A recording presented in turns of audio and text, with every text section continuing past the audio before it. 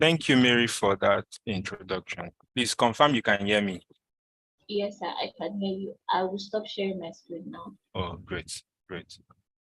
Thank you. So I will share my screen before.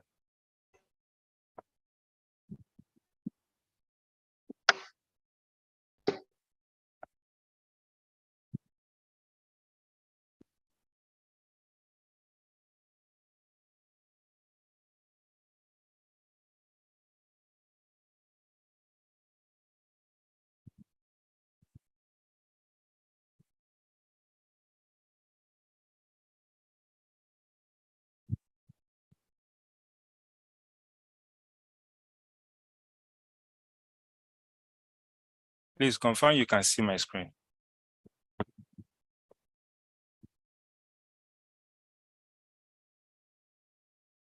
Not yet, sir. Not yet, sir. Okay. I think it should be visible now. Yes, it's Yes, up it now. is. Okay. Thank you once again for the introduction. I think I would like to say that from the beginning, since we experienced some sort of corrosion, especially when Daniel was talking, right? We discover how his voice faded, and then Nicholas too went off. So one can say that corrosion happened, right?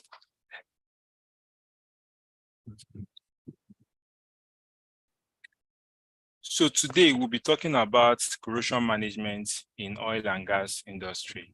And my expectation is that at the end of the presentation, we'll have an overview of what corrosion is all about, the mechanism corrosion, why corrosion happens, what are the consequences of corrosion. Then we'll also look at the challenges and of course, discuss the best practices in managing corrosion in the oil and gas industry. So this just gives this outline of my presentation today. Mentioned. So sometime in 2016, NICE, that's the National Association of Corrosion Engineer International, kicked off a study, a very important study, which is timed impact. And the full meaning of impact is international measures of prevention, application, and economics of corrosion technologies.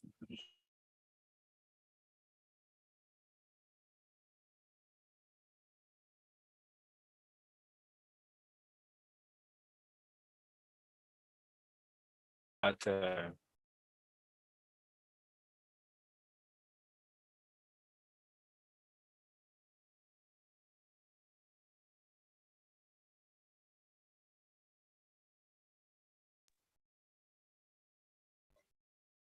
together. And what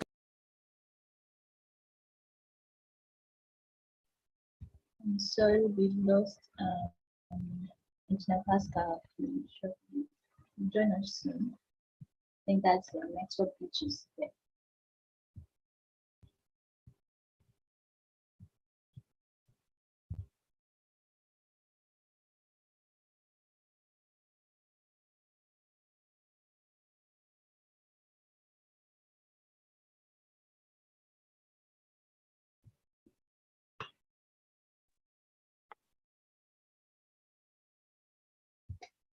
please confirm you can hear me? Yes, we can hear you My now. network.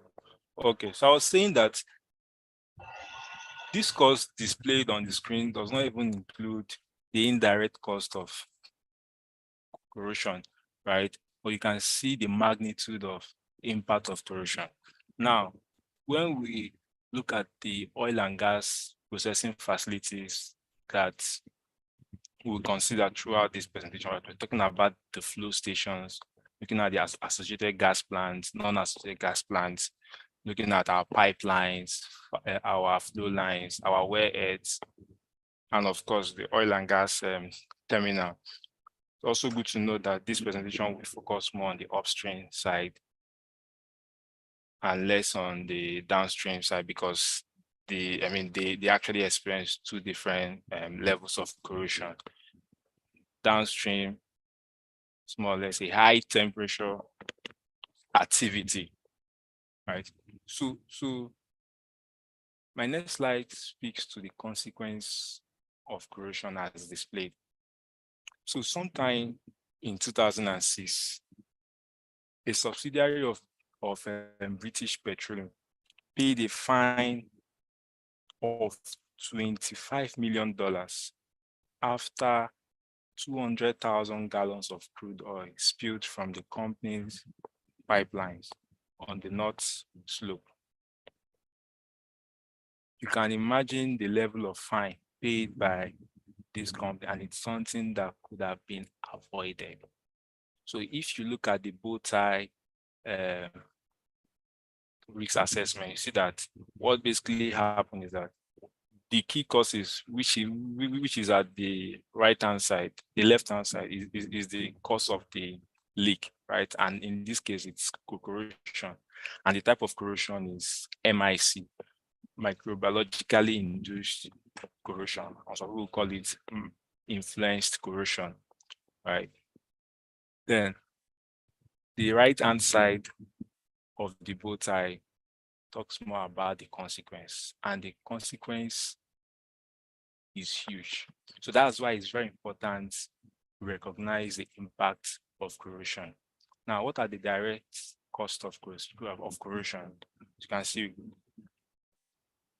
at the on the screen, there are about 5 of them that quickly speaks to that. One is the maintenance required to ensure that corrosion is minimized. And for our surface facilities, we do painting.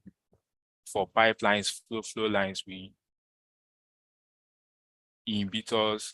Of course, we carry out inspection to validate our corrosion rate assumptions during design. Of course, we also monitor to check the rates of corrosion per time. And some people may decide to repair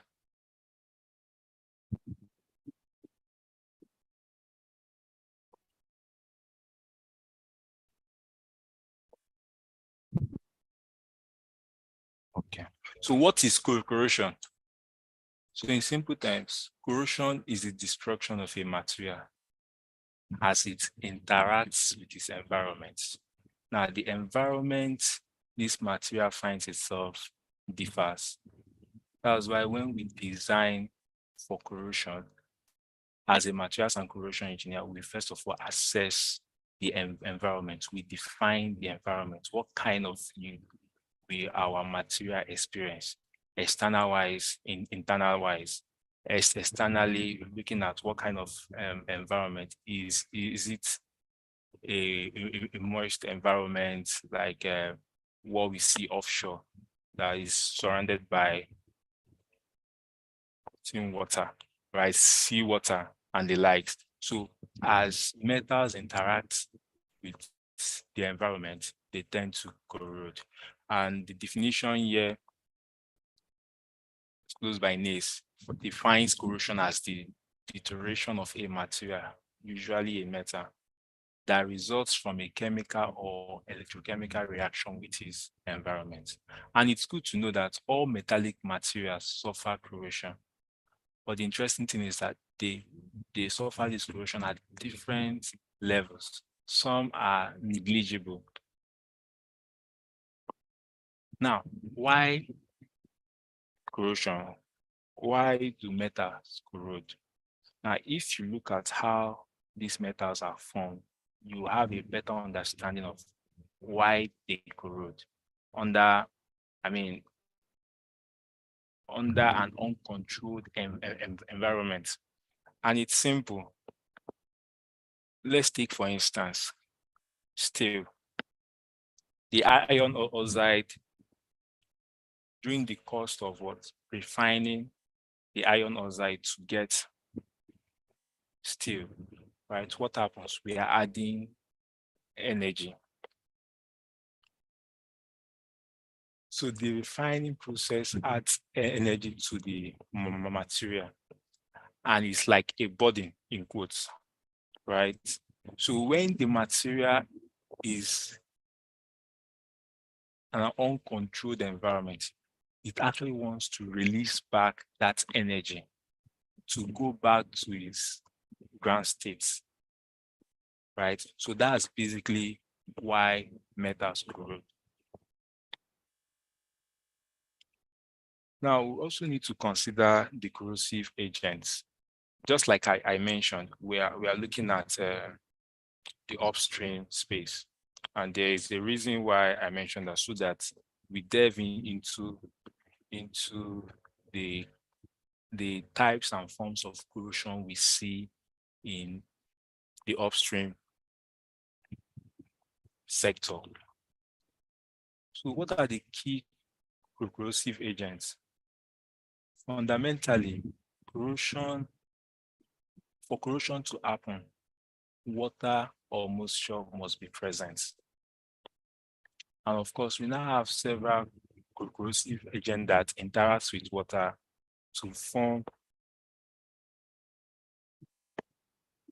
acid that now reacts with our metal. You can see here on the screen that oxygen dissolves in water and it vaporizes the cathode and increases the corrosion rate. We'll also come to that. When it interacts with CO2, it forms carbonic acid that now reacts with the metal. Likewise, H2S, we have the organic acids in our system, like the acetic acids. And so basically, as it interacts with these corrosive agents, creates that electrolyte required to corrosion. Now, two main species that play a role in the mechanism of corrosion is oxygen and hydrogen ions. And we can tell in the upstream space, fundamentally, oxygen is not present in our reservoirs. And if we operate a closed system, you will hardly see oxygen corrosion. In fact, we don't want to see oxygen corrosion from the reserve. I mean, we don't want to see oxygen from the beginning, that's from the wellhead down to the point of export, because oxygen, the rate of oxygen corrosion is high. It is non-age related, just like the way you can predict for some sort of corrosion types like CO2, you can predict the rate at which it will corrode per year. But for oxygen, it is non-age related. It can quickly happen in few days. Now, for corrosion to happen, there must be 4 components that come together to form a corrosion cell. And an understanding of this also helps in mitigating corrosion, in limiting corrosion process. And the 4 parts are the anode, the cathode, the electrolytes. Here in this case is water. And of course, the metallic parts. Some might ask, for our pipelines, for instance, how does it connect? Where is the metallic part? So, and you'll now be asking, where is the anode and where is the cathode for a straight line pipe? Interestingly, for a particular material, in this case, let's say our pipeline, because of it's not homogeneously distributed, there are areas of likely defects and all that. So those areas of defects now serves as anodic sites, even though they are same material, but they serve as the anodic sites for that electrochemical cell, the corrosion cell, to be complete, right? And basically what happens at the anode is what we term the oxidation reaction. And at the anode, as you can see on the screen, electrons are released. Then you have your ion going into the solution, right? And this actually speaks to the concept of sacrificial anode that we normally use for our pipelines for preventing corrosion for our pipelines. So basically, what we do is that we can use a metal like magnesium as the sacrificial anode to protect the material of interest, in this case, our pipeline. And of course, the soil now serves as the electrolyte. So instead of the carbon steel corroding, what now happens is that the anode now serves the current. It now basically makes our facility of interest, in this case, pipeline, now makes it the cathode of the electrochemical cell. Now, what are the forms of corrosion? It's also good to note that the forms of corrosion basically refers to the physical appearance or the characteristics of the corroded metal surface. Because in some instances, you see types of corrosion. But when you see, when you see types of corrosion, which we also, in the next slide, talks about the underlying mechanism or chemical reactions that cause the metal to corrode. But a quick look at the forms of corrosion, then under wet corrosion, when we say have external and internal. So uniform attack simply means that the rate of corrosion of metal loss is uniform across board, a particular material. Then when you look at localized attack, which some people call pitting, is that is a portion of that material in question that pits. And most times it basically happens due to factors like impurities or uneven coatings or local damage, or localized damage during installation, right? Like for some flow lines, when they are installing it, especially for how best to do it, they can damage your pipeline, give it some puncture. But then again, it will still do the work, right? But that localized defects, that area of damage will now serve as the anodic site, and that can lead to pitting. So galvanic corrosion basically happens when the similar metal contact with each other. So have the H2S corrosion in the presence of H2S. So we have the environmentally assisted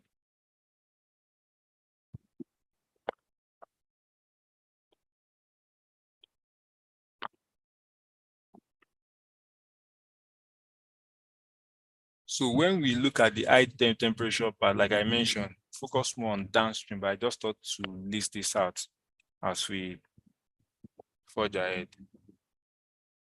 Now, the corrosion types that we mainly see in oil and gas, specifically looking at upstream facilities that is disclosed here. So the CO2 corrosion basically happens when CO2 from our fluid interacts with moisture present in the crude. So interestingly, in Niger Delta, most of our fluids are, when I say fluid, I mean our crude is actually sweet. So it has CO2 content. Of course, the percentage of CO2, the more percent of CO2 in your crude can differ depending on the characteristics of the reservoir, right? Which also is required, especially when that material selection from the beginning. It's good to get the CO2 content so that it will help you assess your material and also check the usability of that material given a specified design life. Because one thing again is that even though we know corrosion will happen, how long do we want our material to stay without leak, without failing?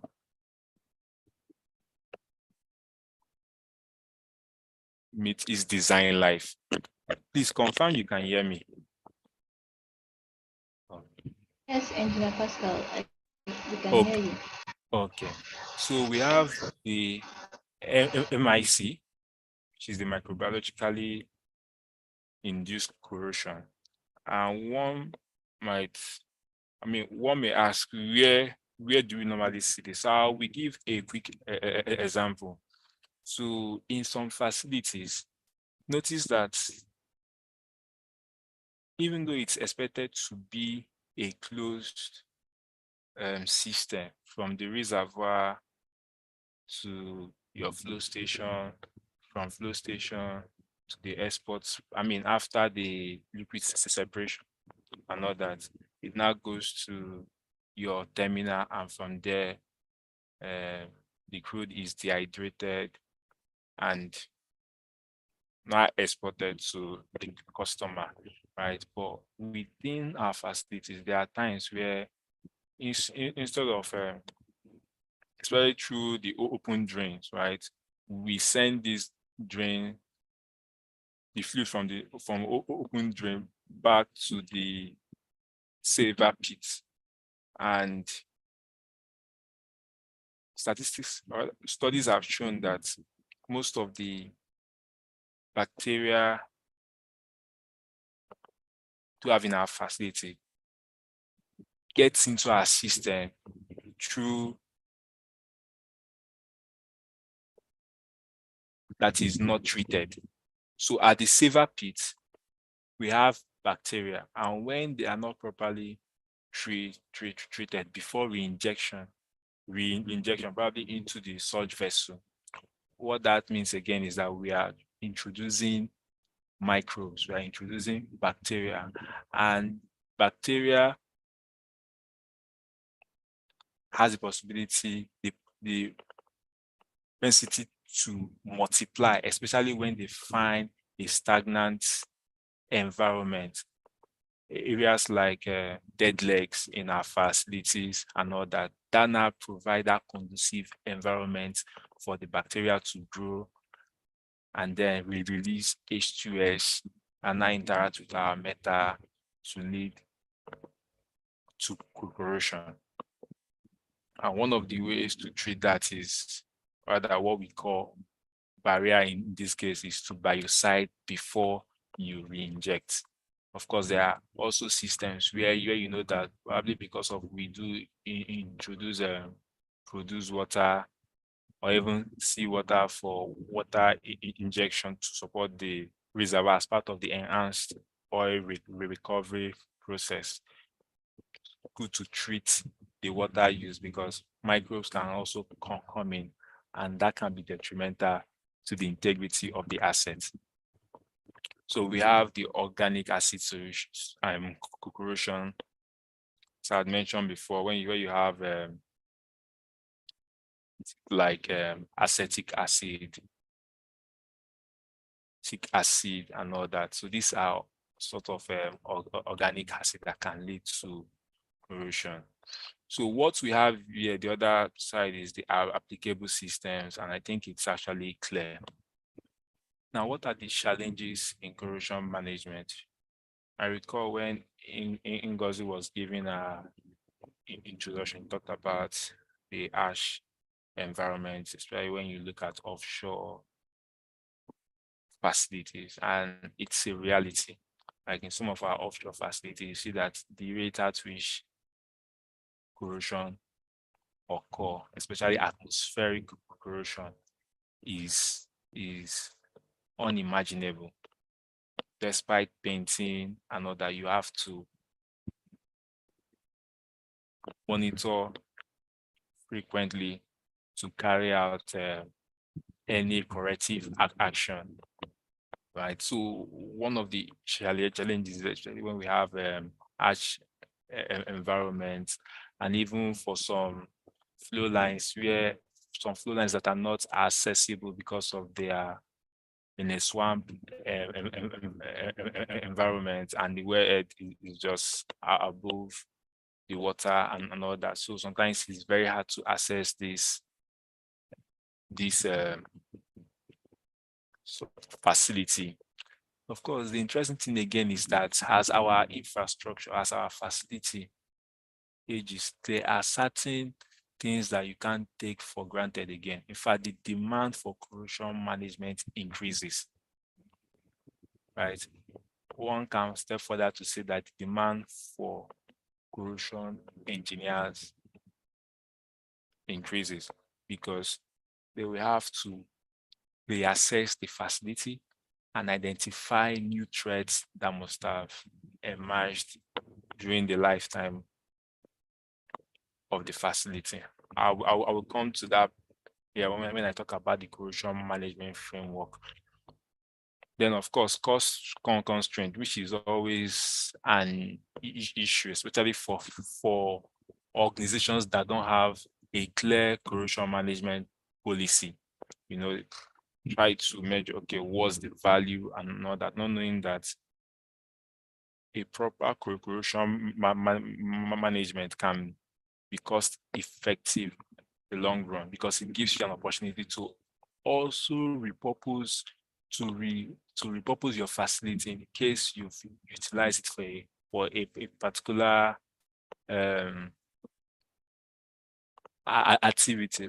Take for instance a flow line that has delivered the expected crude from the reservoir to the facility and is no longer in use. But then again, there are some wells within that reservoir that are not, the reservoir pressure is low and you want to send uh, uh, fluid or rather produce water to power to support the reservoir, or even you want to repurpose that flow line for disposing produced water back to reservoirs that are no longer in use. So when you've effectively done corrosion management, it helps you to utilize that same facility for a given number of years, right? And I say it again, it presents a cost-effective approach. Now, what are the corrosion management approach? Yeah, so for some company, they will just decide, well, let's prevent corrosion from the very beginning. And I'll tell you how this works. Now, some companies have, something can decide to just deploy a particular material, and what they do is to monitor with time, because they might feel that they are not always, this facility is not always in use, right? Some might also deploy some mitigations and another, which is also good. And I think I should also mention here under mitigation, talk about the protective coatings, talking about having a barrier that separates your metal from the environment. In this case, could be coating, it could be painting, right? It could be paint, and that now prevents atmospheric corrosion for pipelines for facilities that are above the ground. But then for facilities like pipelines or flow lines that are below the ground surface, the tendency to experience soil corrosion is high. But then again, protective coating now serve as what? That barrier that prevent that direct, in fact, that breaks that corrosion cell. You remember we talked about that for corrosion to happen, those four components have to come together: the anode, the cathode, the metallic parts, and of course the electrolytes.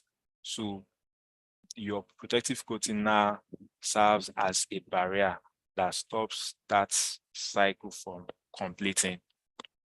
Then it's also the bit around maintenance. Some persons might just decide to, well, we will use this. Once there is failure, we just repair or carry out sectional replacements immediately. So the question I will ask is, which is the best corrosion management approach?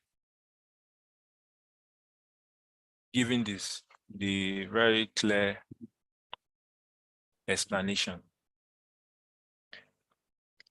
So you might not really answer now, but frankly speaking,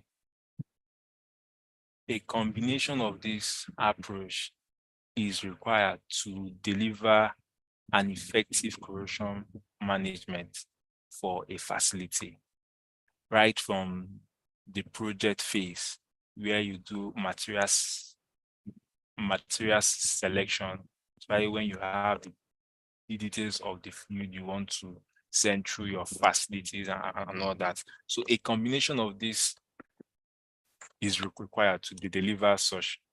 Now, what are the best practices for corrosion management?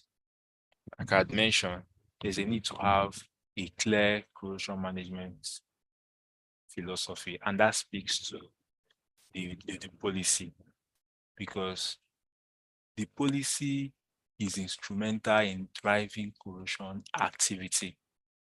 Right? When there's a commitment from the leadership team, it helps in helping the corrosion engineer or the corrosion team to take the right decision, because at that point they are the heartbeat of the company, right? So what that means is that they are the one who understands the risk and should communicate the risk when there's an issue. So a clear policy, corrosion management policy, helps to drive that. This is very fundamental.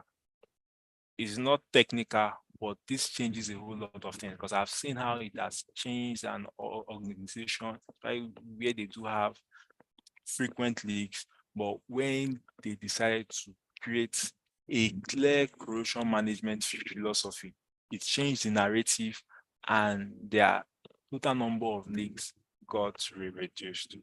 Now, as shown here, these are the different components of the policy.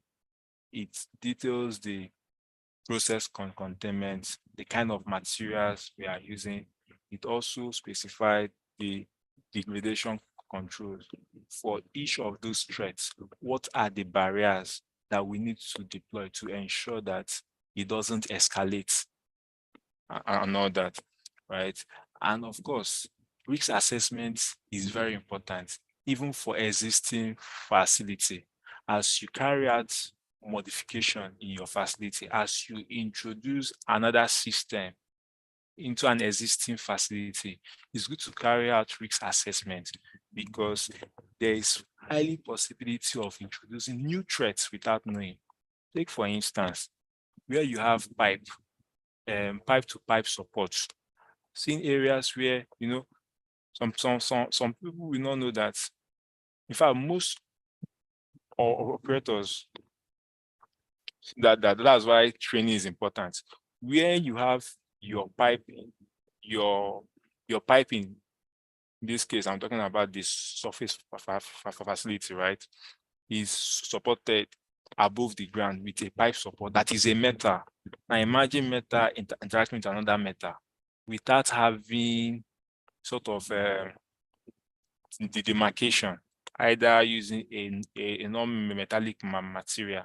That small space, that small area in contact with the metal and the pipe wall, right? What happens is that crevice corrosion can set in there, and that can also cause, most of the time, it causes 6 o'clock corrosion leak.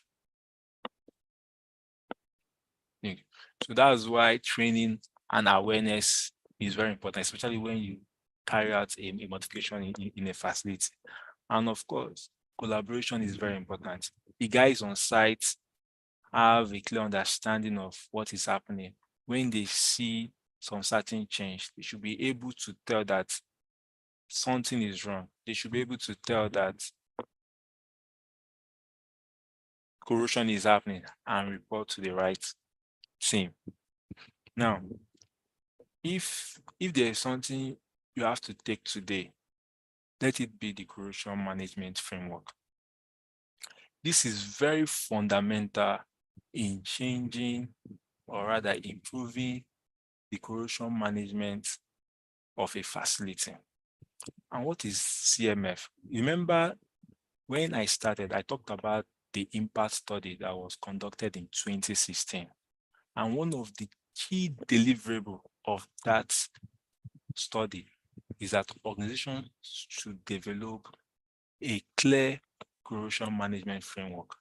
And what is corrosion management framework? In simple terms, it's a framework that captures the several threats in your facilities, the barriers, the inspection activity that you need to carry out to validate or verify the health status of your barriers, right? And of course, the corrective actions when a barrier must have failed. And it also specifies the frequency of inspection. Now, there are different elements of the CMF. The CMF also categorized our facility into loops. And the corrosion loops basically speaks to areas of your facility that experience same fluid, have the same metal, the same material in contact with that fluid, right? Because it is expected that since the same material is in contact with same fluid, then they should experience the same sort of degradation, or you say corrosion in this case. So that's where the corrosion engineer comes in. He classifies your facility into different corrosion loops. And that also, for each corrosion loop, you could see the different threats. I will show you just a screenshot of one that was developed for one project at the project phase, right? So one thing that is also important that we take note from here is that corrosion management framework is a live document. In fact, at the project phase before its execution, it is expected that a facility should have, before it is commissioned for use, there should be that preliminary corrosion management framework, right? I must have looked at the possible threats that could play out throughout the design life of the facility. But of course, as you start using the facility, there are several threats that could come up that they were impossible to identify from the very beginning. Probably some things have changed, processes have changed, and all that. So there's a need to update the corrosion management framework. And it's the work of a corrosion engineer to identify these threats and update accordingly.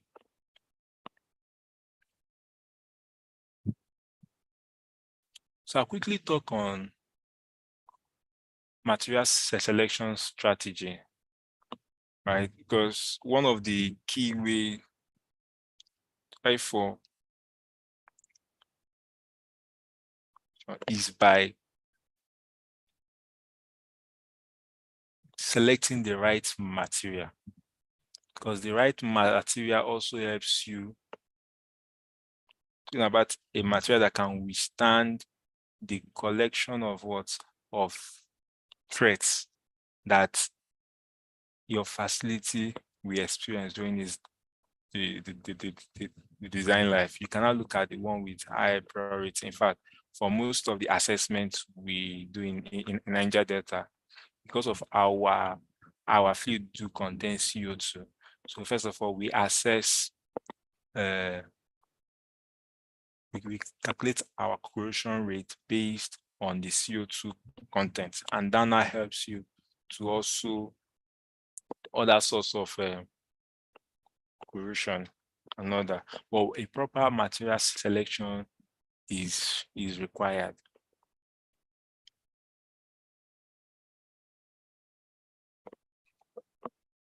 Now, one can decide to design to stock. So the design to stock speaks to the fact that in some facilities they might have some, let's say, carbon steel line carbon steel, yeah, pipes that are available. Probably it has been purchased 20 years ago, but still intact in the warehouse. And they have this opportunity to install pipelines. But probably from corrosion modeling and all that, it's called the corrosion rate will be very high if we go with carbon steel, right? But it's now left for you to look at the economics. One can decide to look at, yes, I will still use carbon steel, but what will now be the control? That's where we now start considering using corrosion inhibition, right? And basically what they do, inhibitors, corrosion inhibitors, is that they form a thin film throughout the pipeline, your piping. Basically, they form a thin film along your piping between your fluid and the metal. You remember when I talked about one of the ways to prevent corrosion is to break that cycle. So the thin film serves the barrier, and there you can also assess the corrosion rate, and you can see that, yes, despite the fact that the corrosion rate is high, right, but having that introducing corrosion inhibitors, it of enabling you to use that same pipeline or piping for that same activity, even though it will corrode, but at least it will be able to serve your design life, because that is very important. Now, what are I'm almost done with my presentation. Technology advancement in corrosion management. So we have the remote monitoring systems that basically helps us acquire the data. Some are real time, some you have to go there and check, like, and for this kind of system, we have the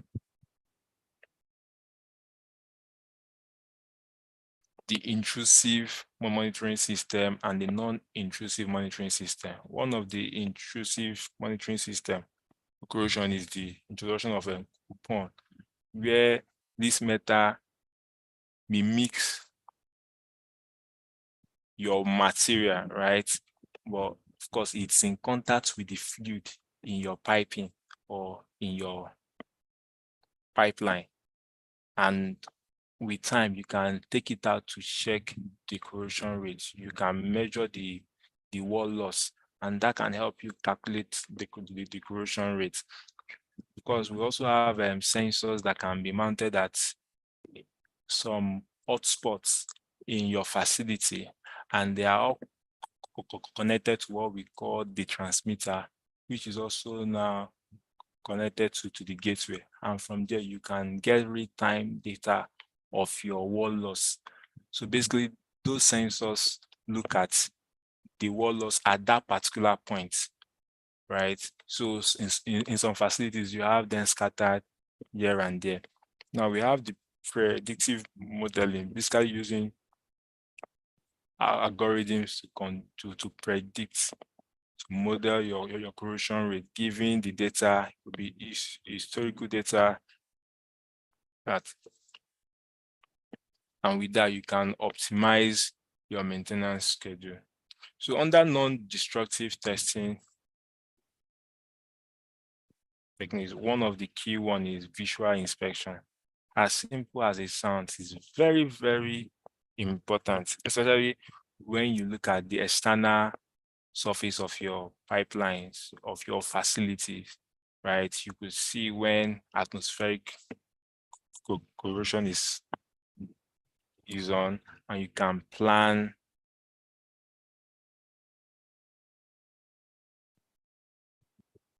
a robust fabric maintenance. It could also be a risk-based fabric maintenance, especially at offshore facilities where atmospheric corrosion is a problem. Most of the time, they don't wait for the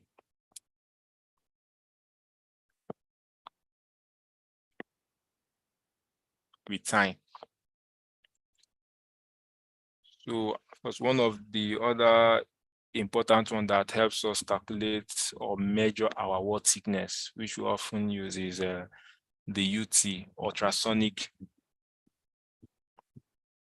device. One of them is called edimeter. So basically, it helps us capture the wall loss pipings for our pressure vessels, and that can also help us reevaluate and validate our assumptions from the beginning. You know, during the design and all that, you've actually done some corrosion assessment to say, oh, your corrosion rate will be X, let's say 1 millimeter per year. So using UT, the devices like that can help you check the wall thickness. And at the end of the day, you can tell whether what you are, whether it's higher or it's below your corrosion, the predicted corrosion rates. In conclusion, I think effective corrosion management, we always ensure safety, reliability, and sustainability in oil and gas industry. And when I talk about sustainability, we're also looking at the place around repurposing. This particular area is not in the common domain, but with what is happening, with this whole drive for energy transition, with this whole drive for sustainability, it's also good to be looking at it from that angle. How can we repurpose existing facility to accommodate future or entirely different processes, right? But that we still deliver value for the business. I think when we look at that in that light and having an effective corrosion management framework that is enabled by a clear corrosion management philosophy, I think we will have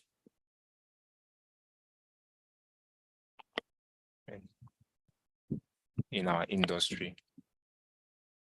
Thank you. Thank you so much, Engineer Pascal. That was a very insightful presentation. Thank you. Okay. Thank you. I just Okay. wanted to show, this is actually after the slide. So this just gives a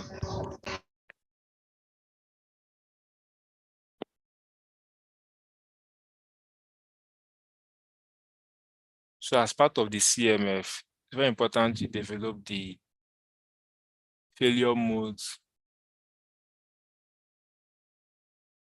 assessments. And this is just a summary of what, this is what it looks like, right? And then you also have the threats and barrier metrics that specifies the different barriers. Talking about corrosion allowance for your, let's say for wet CO2, are you looking at using resistant alloys like CRA, corrosion resistant alloys, the likes of DSS, super duplex stainless steel and the likes? Also looking at the flow control, is especially for erosion corrosion. You want to introduce corrosion inhibitor. Remember the case of using carbon steel for a highly corrosive environment. So there are several barriers that can also help you mitigate a particular corrosion threat. Okay, back to you, Mary. Thank you. Thank you so much, Engineer Pascal. That was a very insightful one on corrosion, taking us from the basic causes of corrosion, the types, the challenges, and then the management approach, and then this corrosion management framework that you just showed us.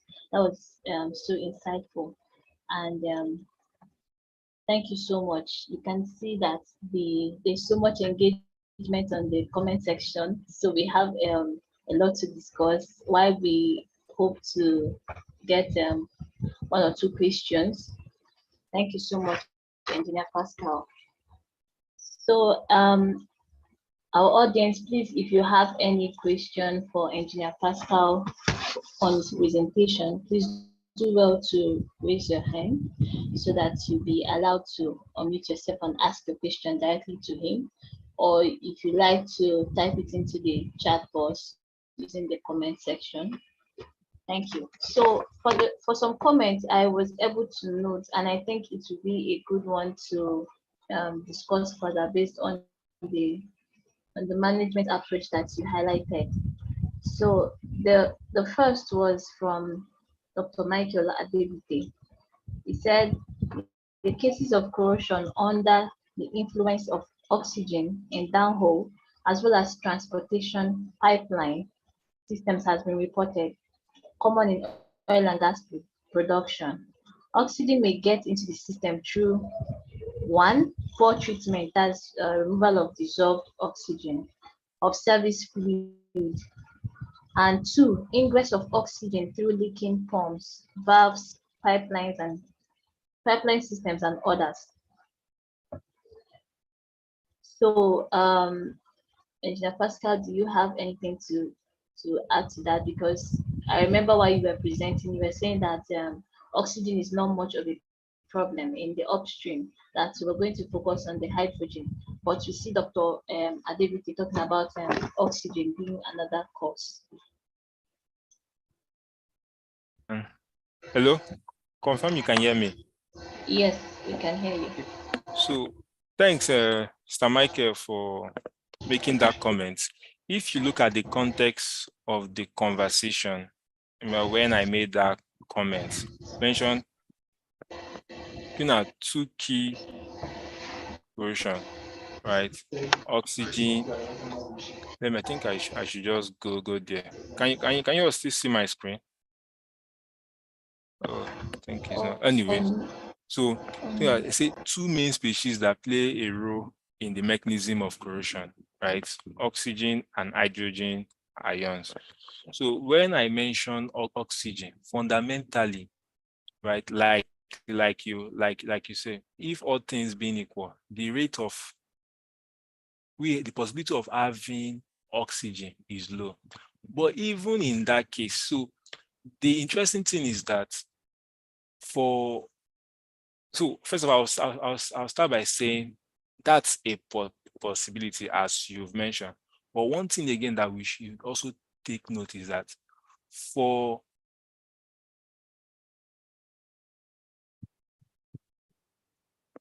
that oxygen is readily consumed not far from the source. So in that case, downhole, you see that most of the downhole tubing, we experience corrosion rate. We experience high corrosion rate. And after that oxygen is consumed, because of it is not replaced, right? Then it gets exhausted. But fundamentally, in a closed system, there should be no room for oxygen introduction. And from all characteristics of our reservoirs, anyway, the one I've seen, you hardly see oxygen. Any oxygen that you see will likely be introduced during processes that you highlighted. Okay, thank you so much. Okay. let me stop there so I will not take much of our time. I don't know whether that was clear, Mr. Mike.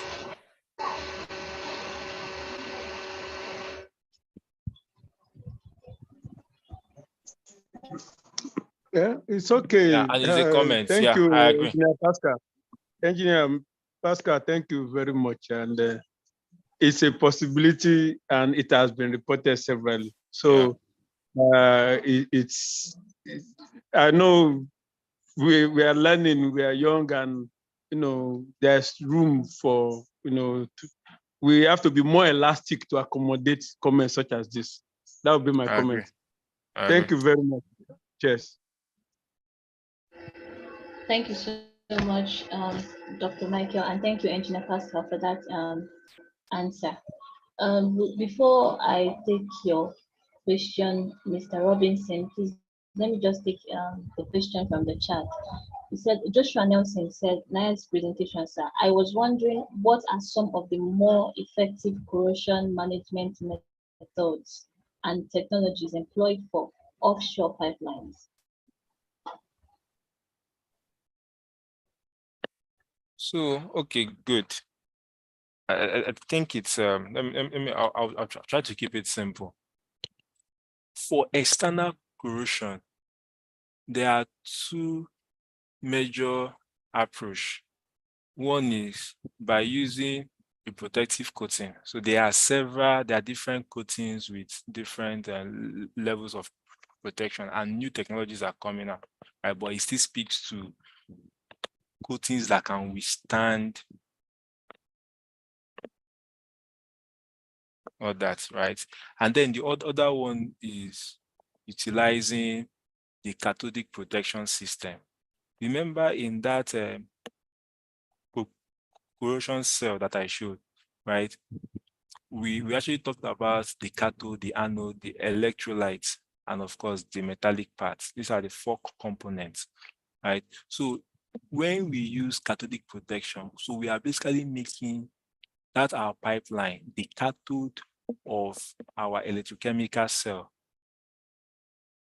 So, and there are two types of CP, that's cathodic protection. I have the sacrificial anode cathodic protection and the impressed current. In the impressed current, you are sending current from your transformer to your pipeline. So instead of your pipeline, your metal losing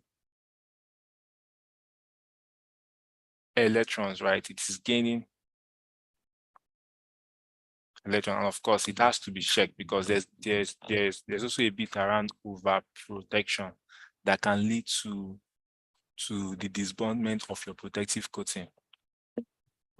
Ordinary, or let's say ideally, if your coating is perfect, there should be no need for CP. But we've never seen a perfect coating system. There will likely be some level of defects and all that. So CP helps to what? To support that closure. Now, for internal corrosion, it will still depend on the fluid coming from your reservoir. And in Niger Delta, we see more of CO2. I mean, fluid that has CO2. So when I refer to CO2, I'm looking at the corrosive agent. So CO2 is more of the corrosive agent. Of course, there are other things that could come up due to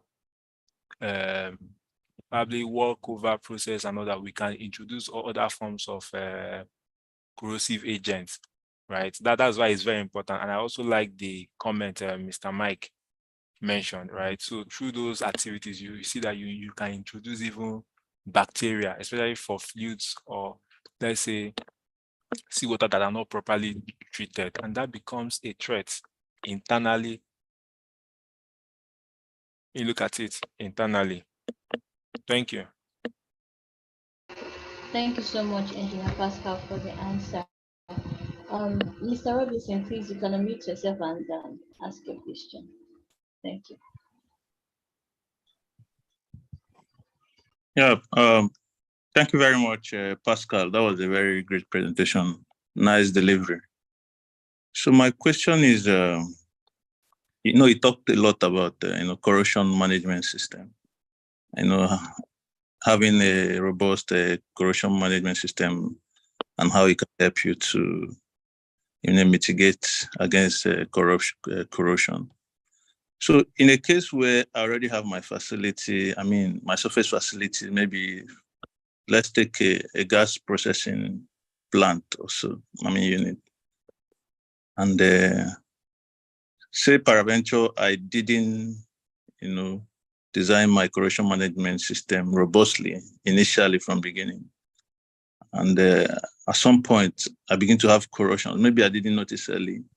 Very wide corrosion along distances. Long distances.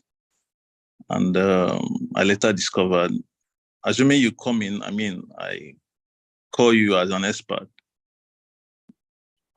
Can it still be, internal corrosion now, can it still be remedied? Given, it's a gas pipeline and the corrosion is very deep. And then again, do I have to shut down production if you want to, work on this? Okay, so Yeah. thanks for your question. I think okay, let me put it this way. Like I mentioned, corrosion management framework, I have to be more focused on the CMF, right? Is a live document. And as we utilize our facility, we can also introduce or either identify new threats. Like the gas line you're talking about, is it a purely dry gas line? Maybe not, right? Where you now start having fluids condensing along. Condensate. I mean to say condensate, right?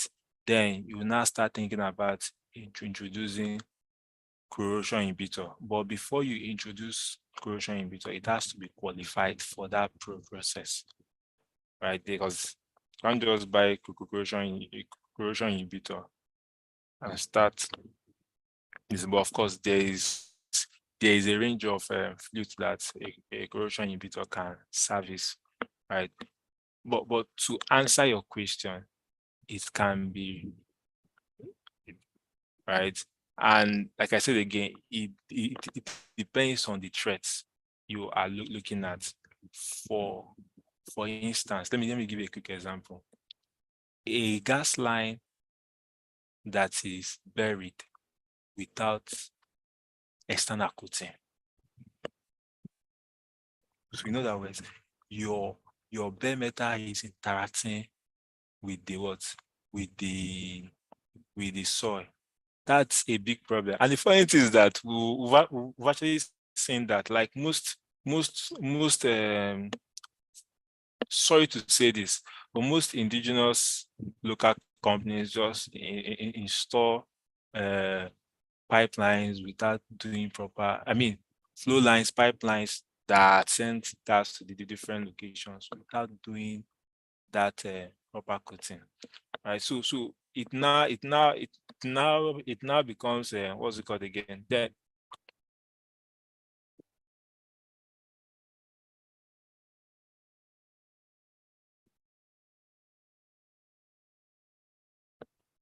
That case, you now need to do what we call UT type 2. So along the line, along the what's it called again? Along the right of way, about 300 meter point, you can do a dig up UT and take the UUT. So that will not help you check the corrosion rate. Remember, I'm talking about the SS, the external part, because fundamentally, protective coating is the key barrier for external corrosion in the case of soil corrosion. But when it's not there, you also be looking at your cathodic protection, how effective it is.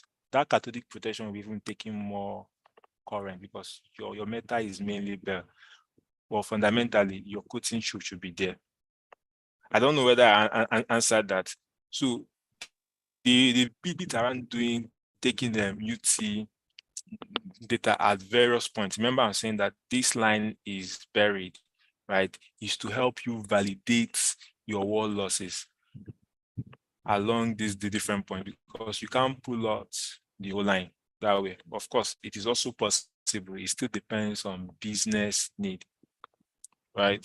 So there are several things that can be confirmed. So for lines that are not that long, you can say, okay, now let's reinstall another line. So there are several things that can come up that can be see that before a final decision is made. Thank you All right. so much. Thank you so much, Engineer Pascal. Mr. Robinson, I hope that answered your question, and thank you for the Yeah. question. Okay, so Engineer Pascal, we're so grateful for your time. Thank you for all that, the insightful presentation. We sincerely appreciate you. So right about now, we'll ask everyone to kindly on their videos so that we can take a very quick photograph, please. Please turn on your video so that we can take a quick photograph. And when you turn on your video, please smile.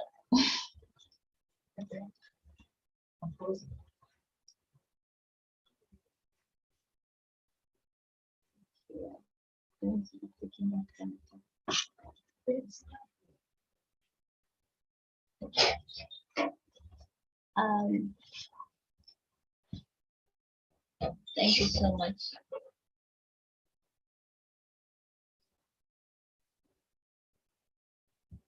Okay, please, while you turn on your video, I sincerely apologize for not taking all the questions. We are running out of time. So I'm sure that at the end of the section, Mr. Pascal will drop his LinkedIn or email address so that you can send your questions directly to him. And Mr. Pascal, I know that you will be kind enough to do that.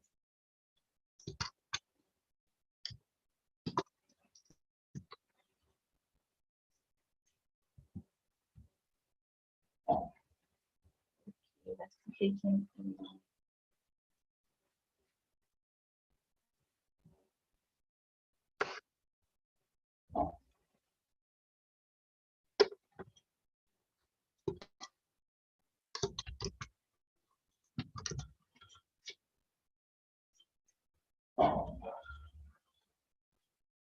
Okay, so we'll be calling on anyone from the membership team to take us on the membership drive.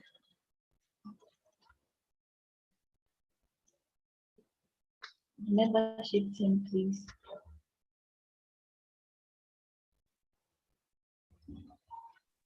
All right. Okay. Good evening, everyone. My name is Robinson Madu. I'm a reservoir geologist with Total Energies, and I'm here to tell you about membership, SPE membership. Okay, so SPE, as most of us know, is a global organization where we share knowledge, ideas, and our experiences with each other.